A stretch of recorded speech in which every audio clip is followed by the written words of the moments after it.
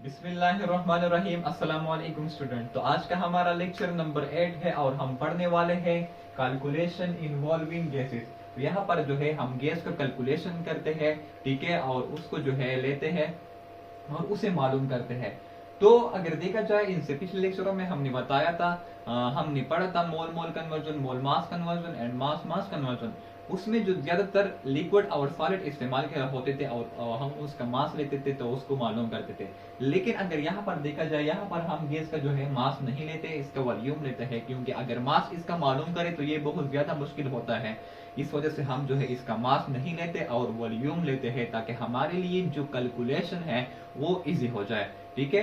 तो बुक में शुरू में लिखा हुआ है कि ऑल केमिकल रिएक्शन तो लिक्विड और सॉलिड में तो नहीं होते, इस वजह से हम जो है गैस का क्या लेते हैं, वॉल्यूम लेते हैं के बजाय मास के, ठीक है। तो जब हम इस गैस का वॉल्यूम मालूम करते हैं या मोल मालूम करते हैं, देखो जब हम इसका जो एग्जाम्पल पढ़ेंगे या प्रैक्टिस प्रॉब्लम पढ़ेंगे तो उसमें क्या होता है, उसने तो या वॉल्यूम दिया गया होता है इन डीएम क्यूब और हम मोल को मालूम करते हैं, या उसने हमें मोल दिया गया होता है, हम वॉल्यूम को जो है मालूम करते हैं। अब हम इसको किस तरह मालूम करते हैं, इसका कुछ इस तरह फार्मूला है कि number of mole is equal to वो volume in DM cube divided by V से मुराद वॉल्यूम, ठीक है, वॉल्यूम इन डीएम क्यूब। यहाँ पर जो डीएम क्यूब है, एम के साथ जो 3 है, ये वॉल्यूम के लिए लिखा जाता है, लेकिन अगर यहाँ पर एरिया होता तो इसके साथ जो है हम 2 लिखते हैं, ठीक है। अगर आपको ये समझ में नहीं आ रहा, फिजिक्स के फर्स्ट चैप्टर में इंशाल्लाह इसको पढ़ेंगे, ठीक है, मेजरमेंट में, फर्स्ट ईयर फिजिक्स का। तो volume in DM cube divided by molar volume. अब ये मोलर वॉल्यूम क्या है, ये मैंने नीचे लिखा हुआ है, टेंशन लेने की जरूरत नहीं है। मोलर वॉल्यूम, या हम इसको जो है इस तरह भी लिख सकते हैं, 2/22.4 डीएम क्यूब, ठीक है। तो ये हमारे पास ये कुछ इस तरह फार्मूला है जिसकी वजह से हम जो है गैस का वॉल्यूम मालूम करते हैं या उसका मोल मालूम करते हैं, ठीक है। तो मैंने ये बताया कि गैस का हम जो है मास मालूम नहीं करते, क्योंकि मास बहुत ज्यादा मुश्किल होता है, इसी वजह से हम इसका वॉल्यूम लेते हैं। तो उम्मीद है कि ये आपको समझ में आ गया होगा। उसके बाद हम आते हैं और एवोगाड्रो लॉ को देखते हैं। अब स्टेटमेंट को शुरू करने से पहले मैं आप लोगों को ये बताऊं कि इसने क्या बताया हुआ है हमें। इसने ये बताया हुआ है कि जब हम डिफरेंट गैसेस को लेते हैं 1 मोल और उसको एसटीपी पर लेते हैं, तो इस तीनों में जो वॉल्यूम बनता है वो सेम होगा। किस तरह, यहाँ पर एक्सप्लेनेशन में पहले बताता हूँ, उसके बाद स्टेटमेंट पर जाएंगे, ठीक है। पहले आप इसको समझे। अब अगर स्टेटमेंट में देखा जाए तो यहाँ पर मैंने लिखा हुआ है consider take 1 mole of different gases. अब हम कंडीशन क्या लेते हैं, जब हम 3 गैसेस को एसटीपी पर लेते हैं। अब ये एसटीपी क्या है, ये एसटीपी क्या है, स्टैंडर्ड स्टैंडर्ड स्टैंडर्ड टेम्परेचर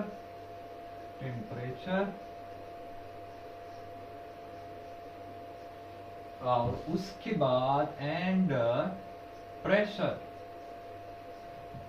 जब हम एसटीपी पर क्या करते हैं, 3 गैस को लेते हैं, ये एक हमारे पास डब्बा हुआ, इसका तो वॉल्यूम भी होगा ना, इसमें हम H2 लेते हैं और ये हमारे पास क्या है, इसको हम टेक करते हैं 1 मोल, ये भी हमने 1 मोल ले लिया। उसके बाद हम दूसरा लेते हैं एसटीपी पर स्टैंडर्ड टेम्परेचर और प्रेशर पर। किस तरह स्टैंडर्ड टेम्परेचर प्रेशर पर, यहाँ पर मैंने लिखा हुआ है, ठीक है, लेकिन अगर आपको जल्दी है तो यहाँ पर बताता हूँ फिर से बताता हूँ। स्टैंडर्ड टेम्परेचर से मुराद जब टेम्परेचर हमारे पास 0 सेल्सियस हो, सेल्सियस में, ठीक है, और केल्विन में 273 केल्विन हो, और प्रेशर क्या हो, प्रेशर 1 atm हो या 760 mm ऑफ Hg हो, ठीक है। तो इस टेम्परेचर और प्रेशर पर हम 3 गैस लेते हैं और उस तीनों को 1 मोल लेते हैं। तो यहाँ पर मैंने H2 को भी 1 मोल ले लिया, ठीक है, और यहाँ पर जो है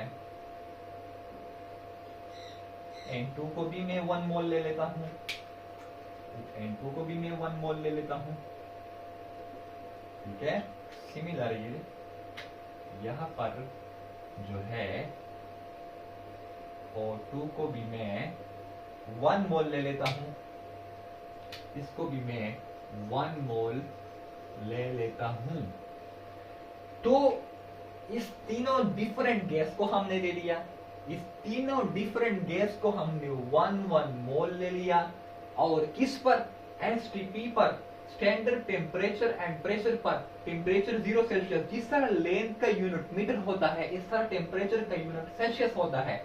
अब सेल्सियस में 0 सेल्सियस और केल्विन में 273 केल्विन, और उसका प्रेशर 1 एटीएम या 760 mmHg पर हमने इस तीनों गैसेस को ले लिया, एसटीपी पर ले लिया, तीनों को 1 मोल ले लिया। तो जब हमने इसको इस तरह ले लिया तो ये तीनों जो वॉल्यूम कवर करते हैं, तो ये हमारे पास वॉल्यूम जो कवर करते हैं वो 22.4 bm³ लेते हैं, और इस वॉल्यूम को हम क्या कहते हैं, मोलर वॉल्यूम कहते हैं। अब यहाँ पर इस मोलर वॉल्यूम को जो है देखते हैं। W मोलर वॉल्यूम क्या है, वॉल्यूम ऑक्युपाइड, जो वॉल्यूम कवर करता है, ऑक्युपाई करता है 1 mole of any gas, 1 mole of any gas at STP, standard temperature and pressure. यहाँ पर मैंने बताया कि स्टैंडर्ड टेम्परेचर से मुराद जब टेम्परेचर 0 सेल्सियस हो या 273 केल्विन हो, प्रेशर 1 एटीएम हो या 760 mmHg हो। ठीक है, तो उम्मीद है कि ये आपको समझ में आ गया होगा। तो यहाँ पर जो मोलर वॉल्यूम था वो एसटीपी पर था, स्टैंडर्ड टेम्परेचर एंड प्रेशर पर था। मैं मोबाइल को देख देता हूँ कि वीडियो बंद तो नहीं है,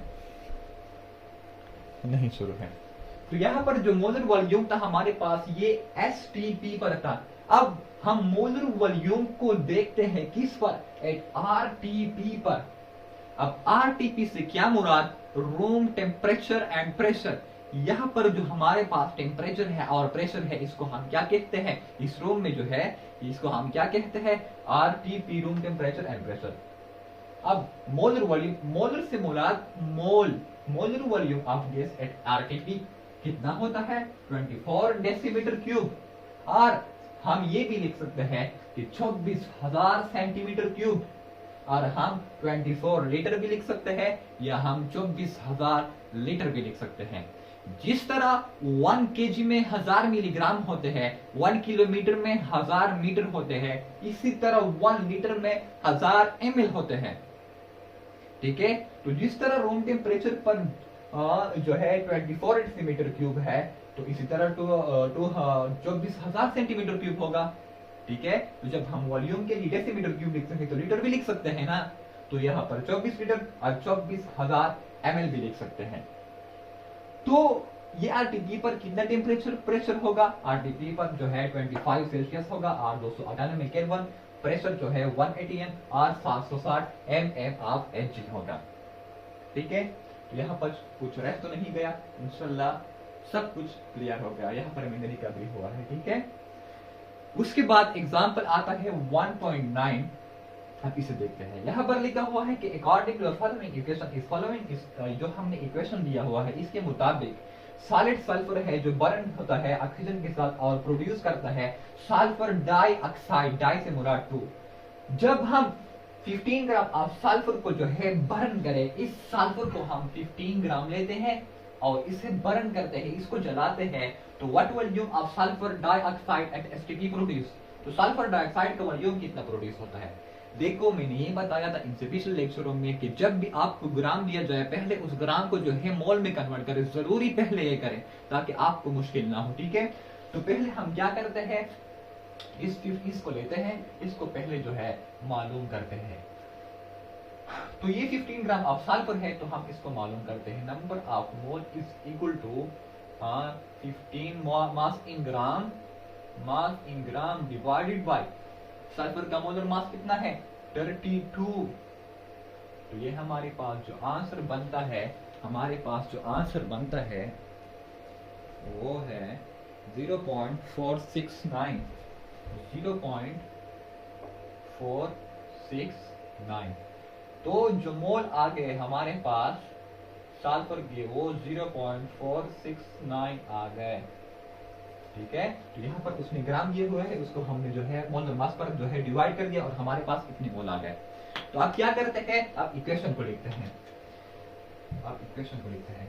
तो इस यहाँ पर बताया हुआ है कि सल्फर जो है ऑक्सीजन के साथ मिलता है और जो है सल्फर डाइऑक्साइड प्रोड्यूस करता है। अब इस इक्वेशन को हम बैलेंस करते हैं। तो यहाँ पर अगर देखा जाए, यहाँ पर सल्फर 1 है और यहाँ पर सल्फर 1 है, यहाँ पर ऑक्सीजन भी 1 है। सिमिलर यहाँ पर सल्फर 1 है और ऑक्सीजन जो है वो भी 1 है। सॉरी, ऑक्सीजन 2 है और वहां पर भी 2 है, यहाँ पर सल्फर 1 है और यहाँ पर भी जो है सल्फर 1 है। तो अब अगर देखा जाए, यहाँ पर जो है 1 मोल सल्फर जब रिएक्ट करता है ऑक्सीजन के साथ तो 1 मोल सल्फर डाइऑक्साइड प्रोड्यूस करता है। 1 मोल जब सल्फर जो है रिएक्ट करता है ऑक्सीजन के साथ तो 1 मोल जो है SO2 बनाता है। सिमिलरली अगर ये 0.469 है तो सिमिलर वो भी 0.469 बनाएगा, क्योंकि यहाँ पर तो 1 है। ठीक है, तो अगर ये 0.469 मोल है तो सिमिलर वो सल्फर डाइऑक्साइड भी 0.469 ही बनाएगा। अब अगर आपको ये समझ में नहीं आ रहा है तो इससे पिछले लेक्चरों में मैंने इसको क्लियर किया हुआ है, इसी वजह से मैं इसको डायरेक्टली कर रहा हूँ। ठीक है, मैंने कुछ भी नहीं छोड़ा हुआ, इससे पिछले लेक्चरों को देखें, इंशाल्लाह आपको ये समझ में आएगा। ठीक है, तो हमारे पास अब मोल जो सल्फर डाइऑक्साइड के बन गए वो हमारे पास 0.469 जो है बन गए। अब वो हमसे वॉल्यूम चाहता है। अब हम फॉर्मूले को लिखते हैं कि number of mole is equal to volume in DM cube divided by molar volume. लेकिन मोलर वॉल्यूम हमारे पास क्या था, 22.4 डेसीमीटर क्यूब। अब वो हमसे वॉल्यूम चाहता है ना, तो इस यहाँ पर ये जो ये डिवाइड है, अगर ये मैं यहाँ पर शिफ्ट करूं तो ये इसके साथ मल्टीप्लाई होता है। ठीक है, तो ये वाला फार्मूला हमारे पास कुछ इस तरह बन जाता है। मैं इसको डायरेक्ट इस तरह लिखता हूँ, volume in DM cube is equal to, हमारे पास नंबर ऑफ मोल कितने हैं 0.469 मल्टीप्लाई बाई इसको जो हमने यहाँ पर जो है ले लिया 22.4 और इसको जो है कैलकुलेटर पर कर ले तो हमारे पास जो है सल्फर डाइऑक्साइड का वॉल्यूम मालूम हो जाएगा। चलो चलते हैं उस दूसरे एग्जांपल को लेते हैं।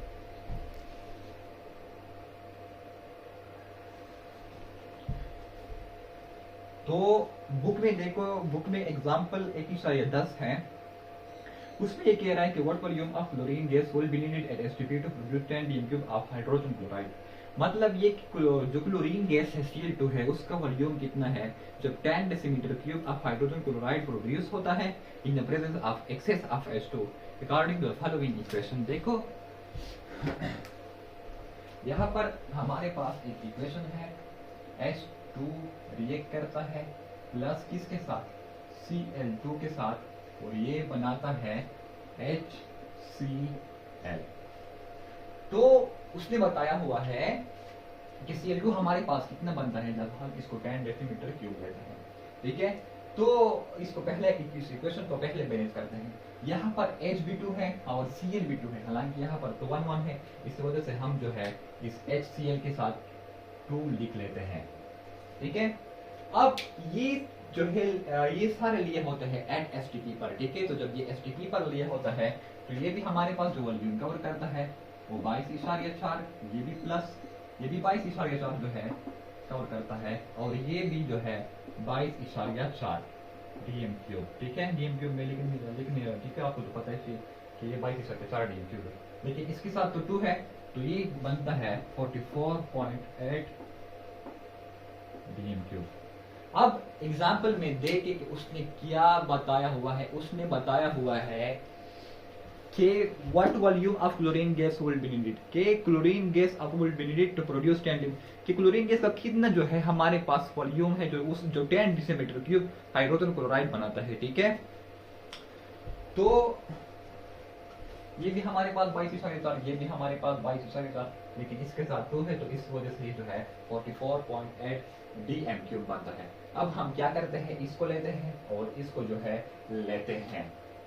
अब यहाँ पर जो है यहाँ पर Cl2 हमारे पास 1 मोल Cl2 है, हालांकि ये हमारे पास 2 मोल Cl2 है। लेकिन हम जो डायरेक्टली उसे लिख लिया। मैं इसको इस तरह लिख सकता हूँ, इसको इस तरह लिख सकता हूँ, सॉरी HCl, इसको मैं इस तरह लिख सकता हूँ 44.8 decimetre cube equal to 22.4 decimetre cube. ठीक है, और उस मोल के बजाय मैंने उसका वॉल्यूम लिख दिया। ठीक है, और उसको मैंने यहाँ पर लिख लिया, लिख सकते हैं ना, और इसको मैंने यहाँ पर लिख लिया। बुक के लिए मैं जो उसको जो है सीधा कर रहा हूँ ताकि आपको समझ में आए। तो इस 44.8 को मैं जो है यहाँ पर भी डिवाइड करता हूँ 44.8, और यहाँ पर जो है यहाँ पर भी इसको मैं डिवाइड करता हूँ।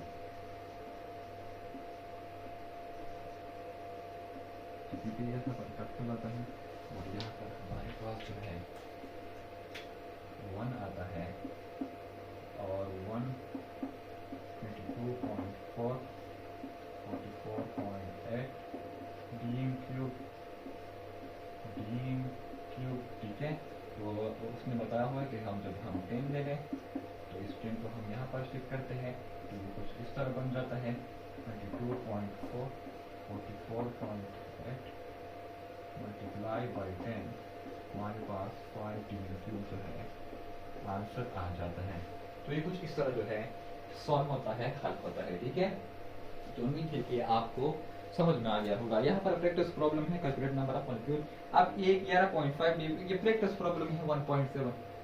ये आप खुद करें ताकि आपको इस पर जो है प्रैक्टिस हो, और आप इसको खुद सॉल्व करें तो ये आपको जो है मजीद और आएगा। ठीक है, तो उम्मीद है कि ये लेक्चर आपको समझ में आ गया होगा। तो इंशाल्लाह मिलते हैं नेक्स्ट लेक्चर में। शुक्रिया, अल्लाह हाफिज।